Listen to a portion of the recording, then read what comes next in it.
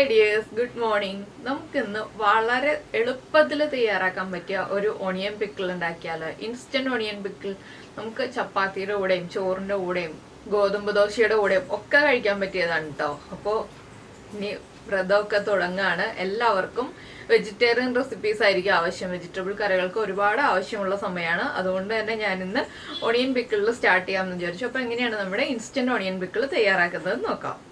നമുക്ക് നമ്മുടെ main ingredient പരിചയപ്പെടാം. ഒരു 2 ചെറിയ സവാള ഞാൻ എടുത്തിട്ടുണ്ട്. നീളത്തിൽ കനം കുറച്ച് സ്ലൈസ് ചെയ്തെടുത്തിട്ടുണ്ട്. അതിലേക്ക് ഒരു പച്ചമുളക് എടുത്തിട്ടുണ്ട്. പിന്നെ നമുക്ക് വേണ്ടത് കറിവേപ്പിലയൊക്കെയാണ്. ആദ്യം നമുക്ക് ഈ സവാളയൊന്ന് വലിയൊരു ബൗളിലേക്ക് മാറ്റാം. ഇനി നമുക്ക് സവാളയിലേക്ക് കുറച്ച് കാര്യങ്ങൾ ചേർക്കാനുണ്ട്.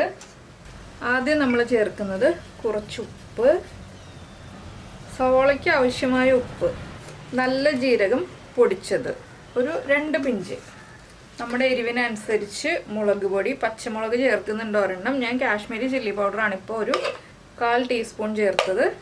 1/4 ടീസ്പൂൺ തന്നെ മല്ലിപ്പൊടി, 2 പിഞ്ച് മഞ്ഞൾപ്പൊടി, 2 പിഞ്ച് കായപ്പൊടി.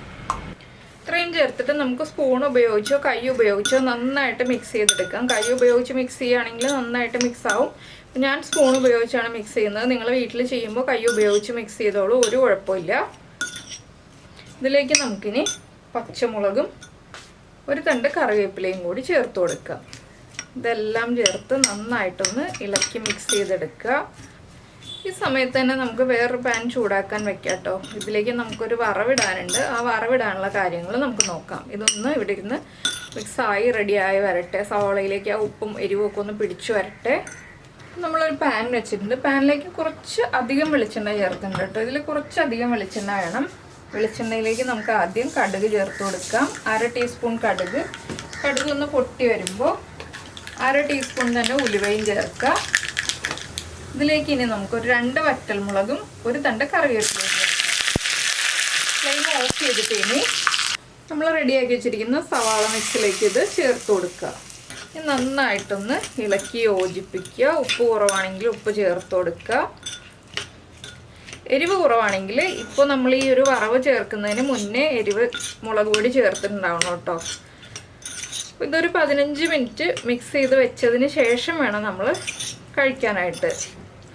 അപ്പോൾ ഇത്രയേ ഉള്ളൂ നമ്മുടെ ഇൻസ്റ്റൻറ്റ് സവാള പിക്കിൾ. വളരെ ഈസി ആയിട്ട് റെഡിയാക്കാവുന്നതേ ഉള്ളൂ.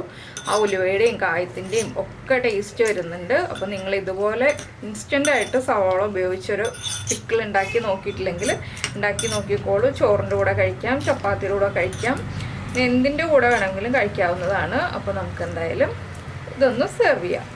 ഞാനിപ്പോൾ ഇതാ നമ്മുടെ ഗോതമ്പ് ദോശയുടെ കൂടെയാണ് കേട്ടോ ഈ ഒരു ഇൻസ്റ്റൻറ്റ് ഓണിയൻ പിക്കിൾ സെർവ് ചെയ്യുന്നത്. അപ്പോൾ നിങ്ങൾ എന്തിൻ്റെ കൂടെയാണ് ഉണ്ടാക്കി കഴിച്ചിട്ട് ഇഷ്ടമായതെന്നൊന്ന് കമൻറ്റ് ചെയ്യണേ.